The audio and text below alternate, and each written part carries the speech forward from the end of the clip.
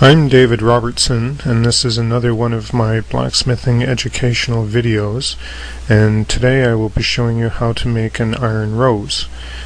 I use 4 pieces, 3 are discs and 1 piece of quarter round steel, and I'll use the forge to flatten out the discs and a rounding hammer with the rounding face to actually do the work on the anvil. And then I'll use a torch to tweak the petals into position and change the shape. Hope you enjoyed the video. Let's get started. So I took 3 discs. These are 3 inches round and they are cut into 5 pie shapes with about 3/8 of an inch from the center hole. The lighting, you'll see the hole and the slits in various frames throughout the video. They're all the same, and I will be layering these on top of the quarter round bar to create the rose structure. First, after the cuts are made, and the cuts I did with a bandsaw, but you could do it with a hacksaw or a cold chisel, I'm cutting the corners off the petals with the cold chisel. And these are just small indentations, notches if you will. And I cut them cold. You could cut them hot as well, but on thin metal it really doesn't matter. The thickness is about 16 gauge, 18 gauge will work, 22 gauge will be a little bit thin, and you could go as thick as probably an 1/8 inch in the discs. Of course you will have to forge that out a bit more to create the thin petals. So all I'm doing is just cutting and breaking the corners off, and this creates the 5 pie shapes. You can see the notches cut in there, and it just rounds the petals off. Now using the rounding face of the hammer, which is a shallow convex curve, I am flattening and stretching out those petals. So the edge gets thinned down quite a bit and the center gets pulled out somewhat. The actual center of the disc doesn't get touched, so I'm only working on the petals.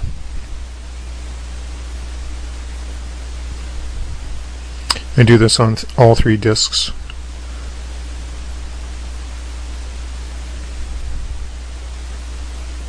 To create a nice even stretch, an even form.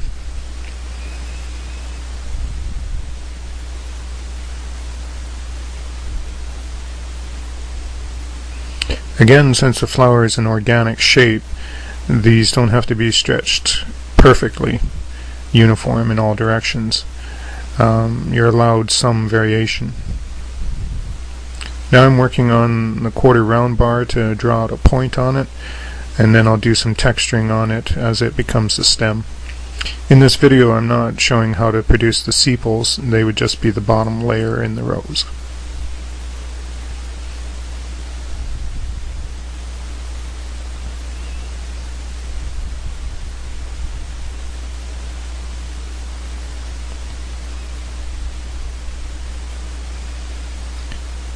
So I want to overlap the 3 layers of the petals. So the bottom notch goes over the top petal, so that they alternate all the way along. So you don't have a clear space through to the back. And this is what I'm showing here. And when all the space is filled in.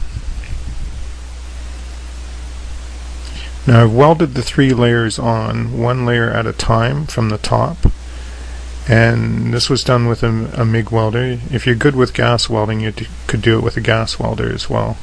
You could even braze them on.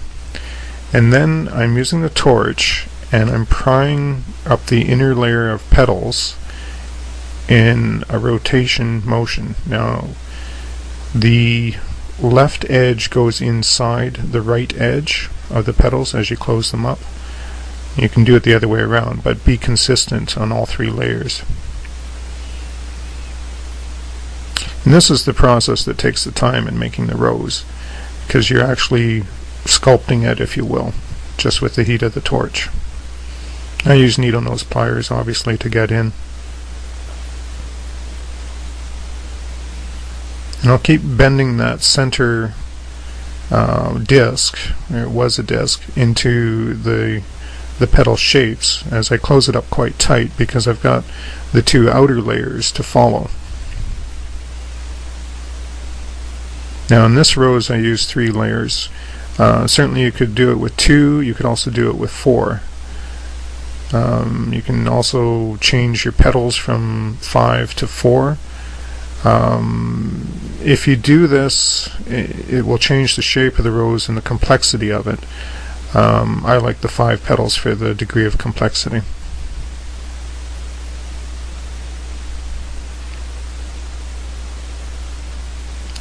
So this is a lot of heat and bend, heat and bend, heat and bend.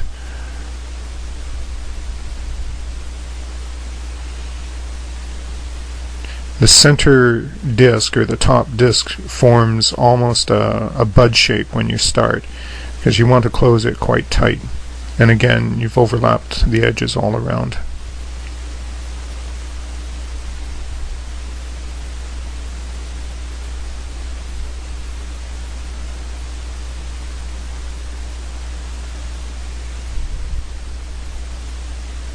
And I keep tightening it and tightening it. I do the same on the second layer, and bring it up to the first,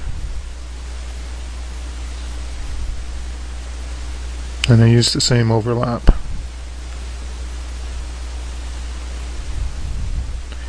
For me, it's personal preference to have the left-hand corner tucked inside the right-hand corner.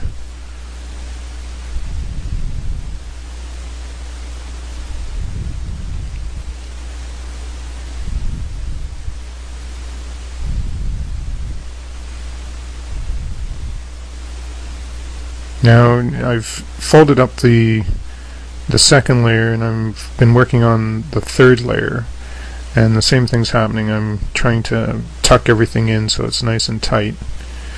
I'm still bending to get the primary shape of the flower. When working with a torch, always be aware of where the flame is. It's very easy to be concentrating on the project and you end up slipping and cooking part of your hand or your glove or something like that. Always be aware where you're pointing that.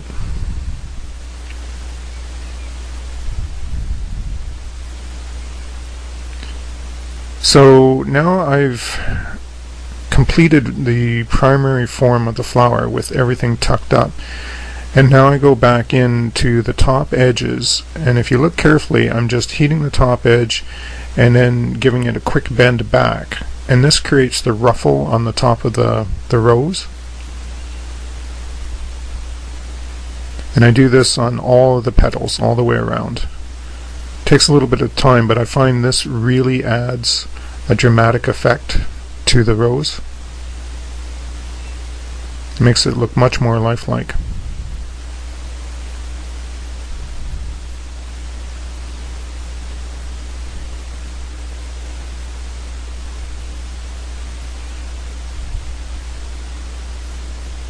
And you keep working around and around, creating the shape.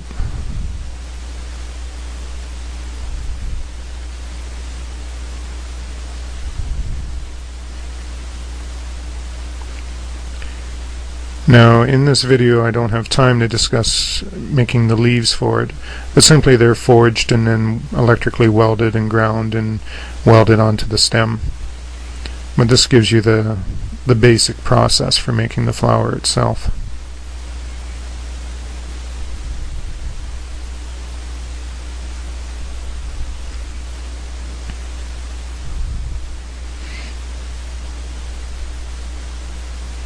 You can see how the rose looks like a real rose, or a close representation of it now. So you're welcome to take a look on my website for newsletters and articles, and it's artistblacksmith.com.